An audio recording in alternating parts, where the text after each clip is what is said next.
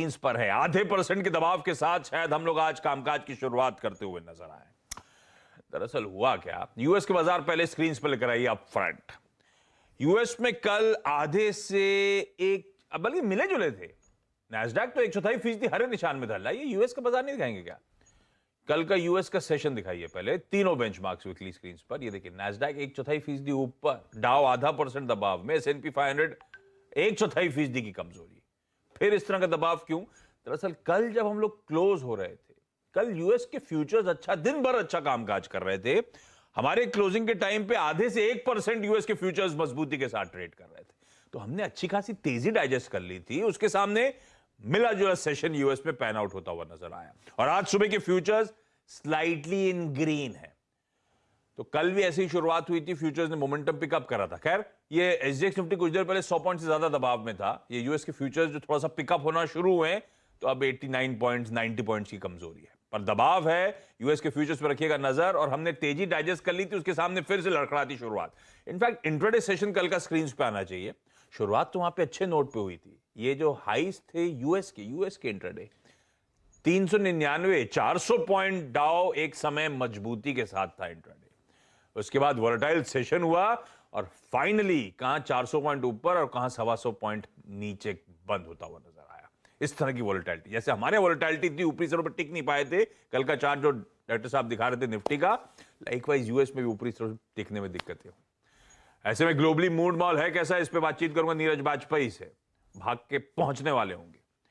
मानस बताएंगे आपको आज की स्ट्रैटेजी कैसी रहनी चाहिए। कल की वो कॉल, ऊपरी स्तरों पे बिकवाली का प्रेशर हावी होगा, उछाल में बिकवाली का टेक्सचर है, एकदम सटीक पड़ रहा था।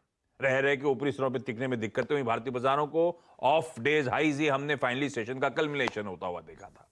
तो अब आज जब दबाव में है थोड़ा सा एसजीएक्स निफ्टी, तो मूड मॉल है कैसा, ये मानस से समझेंगे और हर्षद बताएंगे तमाम इंपॉर्टेंट स्टॉक्स इन न्यूज। जहां तक यूएस मार्केट्स की बात है, एक बार तब और अब प्लीज स्क्रीन पर लेकर आइएगा।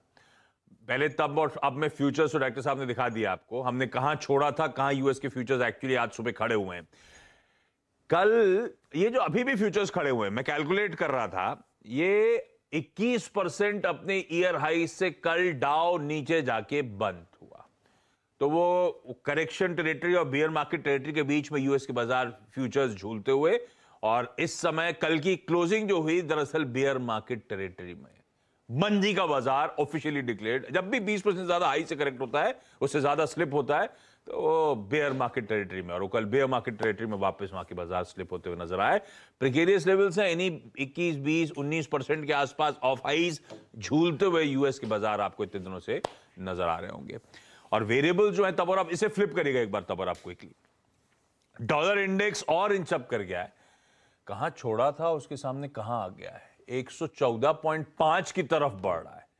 ये डॉलर की स्ट्रेंथ है जो बाकी करेंसीज पे दिक्कत कर रही है। कल रुपया इंट्राडे, एक बार चार्ट दिखाइएगा, शुरू हुआ था मजबूत, लग रहा था दिन बेहतर होगा, पर एकदम से 2 बजे के बाद मुझे याद पड़ता है एकदम से स्लिप हुआ रुपया।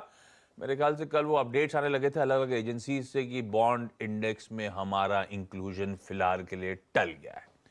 वो कहा गया है कि हमने कुछ जो पैरामीटर सेट करे गए थे, अब तक उन गोल्स को अचीव नहीं कर रहा है, तो 2022 की जगह 2023 में शायद इंक्लूजन होगा। तो एकदम से वो रुपया कमजोर, और वो कमजोरी ने और थोड़ा सा स्टॉक मार्केट का मूड बिगाड़ा। और आज डॉलर इंडेक्स की स्ट्रेंथ एक दिक्कत की बात, पहले देखिए नीचे समझ लिया जाए।